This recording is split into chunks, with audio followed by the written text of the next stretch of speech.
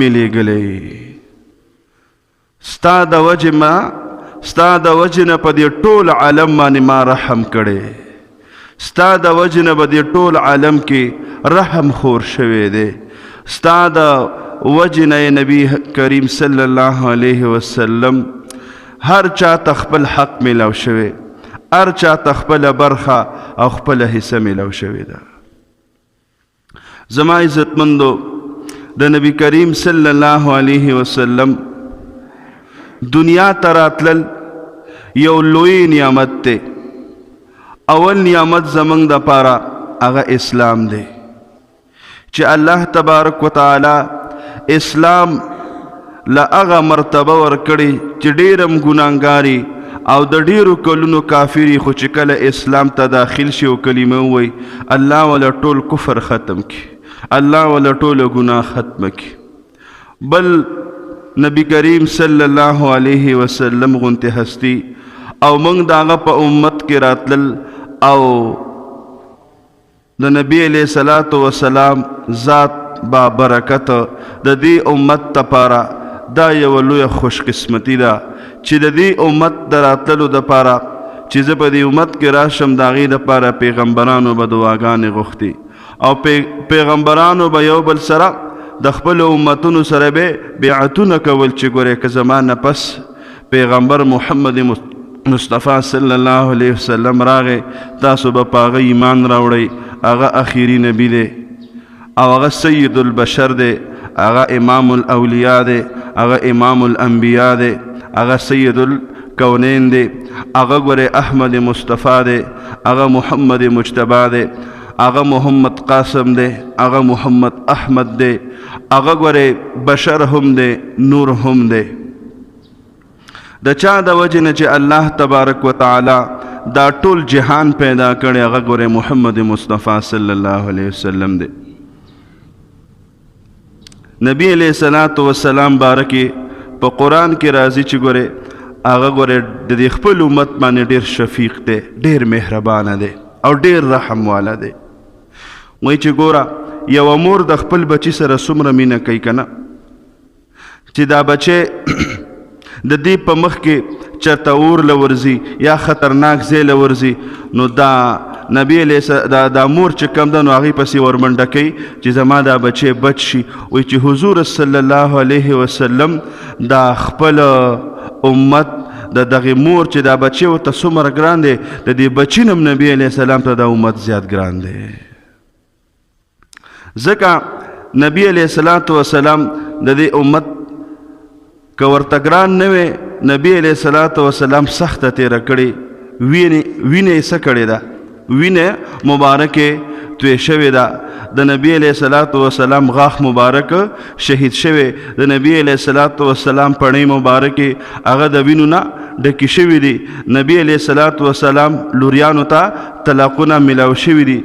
د نبی کریم صلی الله علیه وسلم خاندان هغه خپل د خاندان اعلی مقامات او لوی دولت او لوی افرونه چې کوم دي هغه نبی علیه الصلوۃ والسلام میټاو کړي دي هغې پریښي دي هغې ختم کړي دي سخت یې برداشت کړې ده د دې دپاره چې زما دا امت دا د جنت د تلو والا تیر جوړ شي او د جهنم نه بچ شي ولې چې دا لږه غونته کې سخته ده لږ تکلیف دی لږ درد دی دا خو به تیره شي خو د آخرت چې کوم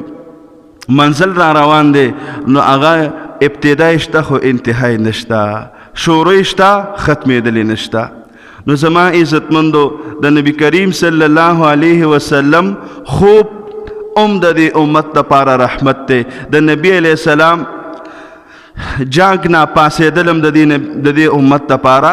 رحمت دی د نبی علیه الصلوۃ والسلام تیره جمعه ویلو چې د نبی علیه الصلوۃ والسلام زندگی او کردار داسې دی چې ملغلره ده چې په کوم طرف یې تاوین وپړقېږي به چې د کوم طرف نه ورته ګوري پړقېږي به که مخکې نه راځي که وروسته نه راځي که د نبی علیه السلام تاریخ قبل النبوت ګوري بعد النبوت ګوري کور کې ګوري ګوري د جهاد میدان کې ګوري مسجد کې ګوري که په کوڅه کې ګوري که په بول چال یې ګوري که په خوب یې ګوري که په خوراک یې ګوري که په تللو ګوري که په ملاستی یې ګوري که په ولاړ یې ګوري سراسر رحمت دی د دې عمر دپاره د نبي کریم صلی الله علیه وسلم د راتللو نه مخکې د دې عربو څه حال و موږ او تاسو هر څه مخې ته دي چې چا به پې حکومت کول نه غوښتل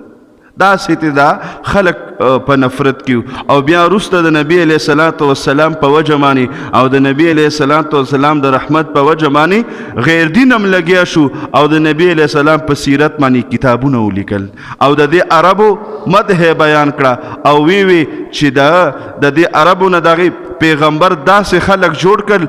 لکه یو د ګلونو دا دغه چې کوم ځای کې چې دا ګلونه یو دا بوټي هغې ته څه وایي هغه ځای ته نو هغه ځای یعنې یو د ګلونو باغچې ته جوړه کړه چې کوم یو ګل ته ګوري ښایسته هم دی او چې بوی یې ښایسته بوی ته ځي یو نرسي فارم یې جوړ کړو په دې عربو کې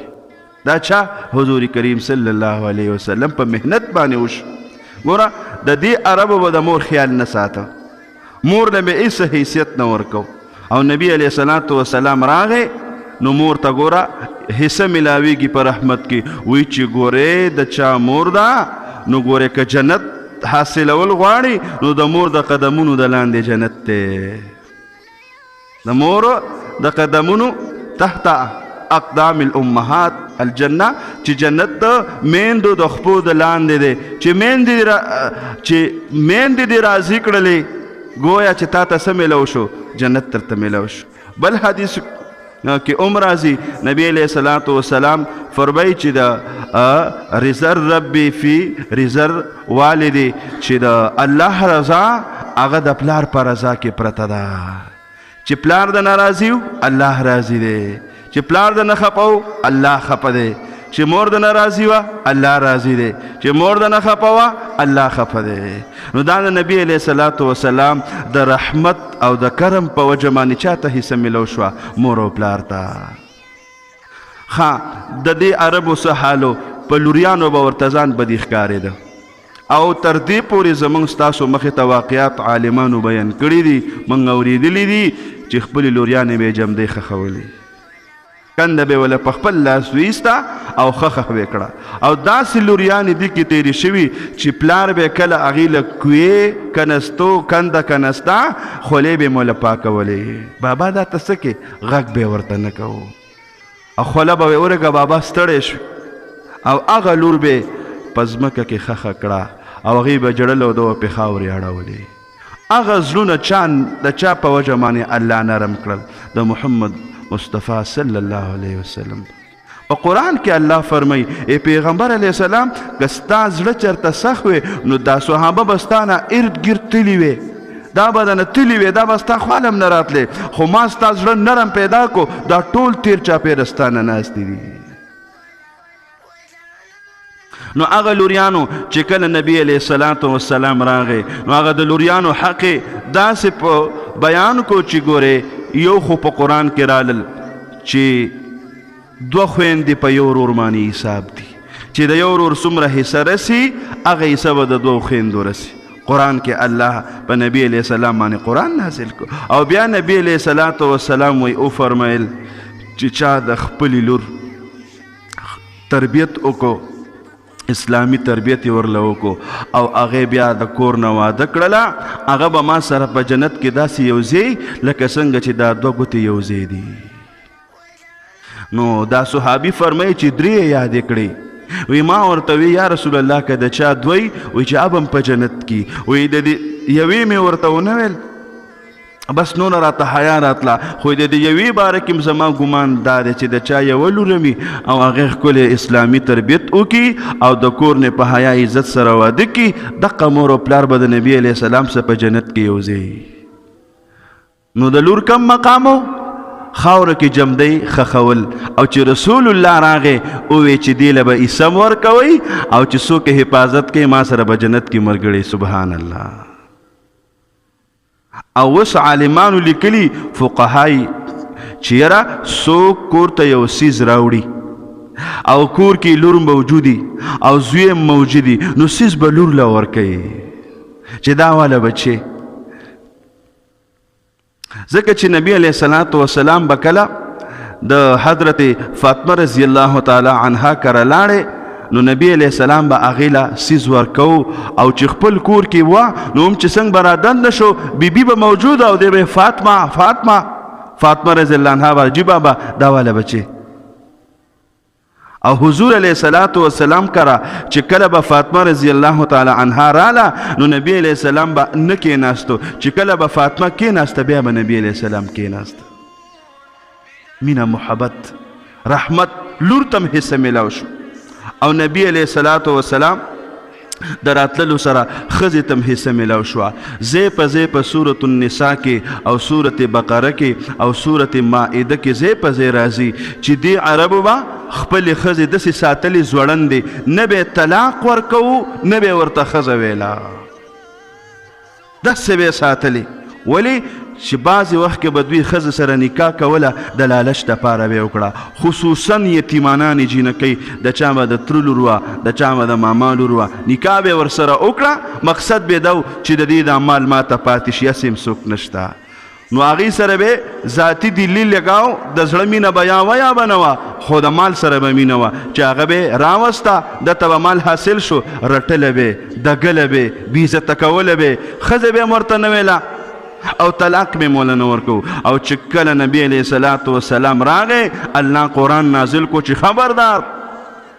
وعاشروهن بالمعروف د ښځو سره ښایسته ګزران کوئ ځان سره په نیکه د شریعت مطابق په ځان سره اوسوئ که داسې نه کوئ نو راځوړندول نشته چې دا راځوړنده ده نه ورته ته ښځه وې او نه وله طلاق ورکې فورا طلاق ورکه چې دا د زندګۍ کوم اصول دي او د دې د زندګۍ کوم مقصد دی او د دې کومه مرتبه ده او د دې کوم عزت دی د دې کوم مقام دی چې دې ته خپل عزت خپل مقام خپل مرتبه هغه ورته میلاو شي د ښځو سره به د دوی څه کردارو چې کله به په هغې باندې خپله هغه دغه عذري بیماري راله کور نه به یې بار ویستله د سپي په لوښو کې به یې دې ته کانه پینه ورکوله او چې د کومې ښځې به خاوند مړ شو او یې به ته سپېرې ځکه چې ته جمدی او خاوند دې مړ شو ته ځان ته ښځه وې نو هغه وخت کې د دې ښځو د دې اسلام په شروع کې د ښځو عدت هغه 1 کالو بیا وروسته د خاوند د وفات عدت هغه 4 میاشتې او 10 ورځې شوې اول 1 کالو نو دوی به څه چل کو 1 کال به دا ښځه بار یو کمره به وله مقرر که یا یو چوپړی یا یو ځای هغې کې به دا بنده کړې وه 1 کاله پورې به دې لمبل نه جامې به یې نه بدلولې او د لرې نه به یې ورته روټۍ ورېشته سپېرې خاوند دې مړ دی او چې کله محمد مصطفی صلی الله علیه وسلم راغی نو ښځو له مرتبه ورکی فرمای خیرکم خیرکم لأهله اے صحابو اے زما امتیانو پتاسو کی بہترین هغه دی بہترین هغه دی چې هغه د خپل کور والا د پاره بهترین وي د خپل کور والا خیال ساتي د خپل کور والا ته خوشاله هغه تاسو کې بهترین سړی دی نو دا چاته یې سملاو شو هغه ښځه چې د خاون والا ده د نبی علیه السلام په رحمت کې هغې ته هم حصه میلاو شوه هغې حق شو او باقاعدې وي چې د چا نه ښځه وفات شي سړی وفات شي او ښځه ترې پاتې شي د خاون په مال کې به دا حصه اخلي که زامنې موجودي دا به 8مه حصه اخلي که زامنې نه نو بیا به 4مه حصه اخلي دا حقونه چا ورکو محمد مصطفی صلی الله علیه وسلم دغه شانتې د خاوندم څه حیثیت بنو چې څنګه د ښځې نو دقسې به د خاوندم نو نبی علیه الصلاة والسلام چې کله تشریف راوړو ښځو ته وی او ښځو دین اسلام کې سجده بل چاته روانه ده د الله نه ما سوا به بل چاته سجده نه کې او که کې سجده چرته سجده روا وې نو ما به تاسو ته حکم کړی وې چې خپلو خاوندانو ته سجدې وکئ د خاوند دومره لویه مرتبه ده او بیا وی حدیث پاک کې راځي کومه ښځه چې د خاوند د اجازت نه بغیر د کور نه ووته او څه مجبوري نه وه مجبوری دی ته وایي چې اوس مري بیماره شوه سخته ده تکلیف دی ورته کور کې اور ولګېده د بجلۍ په وجه باندې یا کور راغورځېږي یا بل څه زلزله ده او دا د کور نه وځي خیر دی دا عذر دی خو د دې نه علاوه چمګاونډ کې ګرځه په بازارونو کې ګرځه بې تپوسه خاوند دې په یوه ځي او ته په بله ځي نو حضور پاک علیه السلام فرمایي چې داسې کوسه ګشته ښځه باندې د الله لعنت دی چې د خاوند د اجازت نه بغیر بار ګرځي نو د خاوند له څومره اتارټي میلاو شو د نبي علیه السلام په رحمت په واسطه باندې کومه ښځه ده خاوند ورته اجازت کړی چې ښځې زه خو کور نه یم چمګاونډ کې څه راشي څه مسله چا که ځې راځې ګاونډ دی زه راځه نو بیا خیر دی او که خاوند اجازت نه ورکړی او دا ګرځي او یا د خاوند د اجازت نه بغیر د هغه مال چاله خیرات ورکوي ټول د دې دپاره ممنوع دي تر دې پورې د خاوند حق دی چې تنور کې دا روټۍ پخوي او اواز ورکړي چې راشه هغه هر څه به پرېږدي او ځان به خاوند له رارسوي او دومره پورې د خاوند حق شو چې ته نفلي روژه نیسي ښځې خاوند نه به تپوس کوې چې سړیا نفلي روژه ونیسم که هغه اجازت درکوي ونیسه که هغه اجازت نه درکوي نشي نیولی نفلي روژه که دې نیولي ماته به خاوند دا د نبی علیه الصلاة وسلام په رحمت کې چاته حصه میلاو شوه خاوند ته نبی علیه الصلاة وسلام په راتللو کې وړو او غټو ته حصه میلاو شوې ده نبی علیہ الصلوۃ والسلام فرمای څوک چې زمونږ د مشرانو قدر نه کوي او زمونږ د کشرانو سره شفقت نه کوي فلیس مني هغه زما د امت نه دی زما امتی نه دی نو وړو او غټو تم د نبی علیہ الصلوۃ والسلام د رحمت نه څه میلاو شوله حصه میلاو شوه د نبی علیہ الصلوۃ والسلام پر راتللو کې عالمانو تم حصہ ملو شوا نبی علیہ الصلوۃ والسلام او فرمیل العلماء ورثۃ الانبیاء خبردار خیال کوي د علماء سره چرته بی عزتی معنی را نشي هغوی سره بد او نه کوي ګوره دا د ټولو پیغمبرانو وارثان دي د ټولو پیغمبران العلماء ورثۃ الانبیاء انبیاء جمع د نبی دی نبی وی واحد تا یو تو انبیاء جمع دا نو یو عالم د ټولو پیغمبرانو وارث دی د ټولو پیغمبرانو حق ادا کوي نبی علیہ السلام فرمای زما د امت عالمانو مثال داسې دی لکه د بنی اسرائیلو د پیغمبرانو کوسه کوسه کې به پیغمبرو مدینه کالونه کې خپل پیغمبر آغا لټاون کې خپل پیغمبر بشیر آباد کې خپل بخشو کې خپل لنډی سرک کې خپل رنگ روډ باندې خپل دا به د بني اسرائیلو کې دومره په ګڼ تعداد سره پیغمبرانو او دقه شانتې اوس د نبی علیہ السلام امت دی په ګڼ تعداد سره عالمان دي کوسه په کوسه باندې کوسه په کوسه څه کې چې الحمدلله کور په کور الله حافظ پیدا کو عالم پیدا شو مخکې به یوه علاقه کې یوه ضلع کې به یو په ټوله 400 کې به یو مفتی عبدالله شاه صاحب یادېده اوس هم یاد دی اوس راشه کوسه په کوسه الله مفتی پیدا کو خسته خسته نوجوانان مفتیان جوړ شو دا د نبی علیہ الصلوۃ والسلام د رحمت په واسطه نبی علیہ الصلوۃ والسلام فرمایي چې چا یو عالم پسې مونځ وکړو گویا چې د په ما پسې مونځ وکړو ولې چې دا زما وارث دی او نبی علیہ الصلوۃ والسلام او فرمایل چې شیطان ته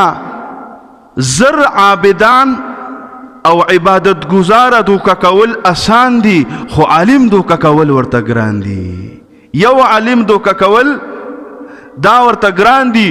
او زر عابدان دوکا کول ورته څه دی آسان دی ولی چې دی عالم دی دی پویه دی دته د شیطان مکارتوب معلوم دی دته د شیطان چلن معلوم دی دته د شیطان رفتار معلوم دی دته د شیطان وسوسه معلومه ده دته د شیطان بد نیت معلوم دی دته د شیطان بد اخلاق معلوم دی دته د شیطان بد کردار معلوم دی دته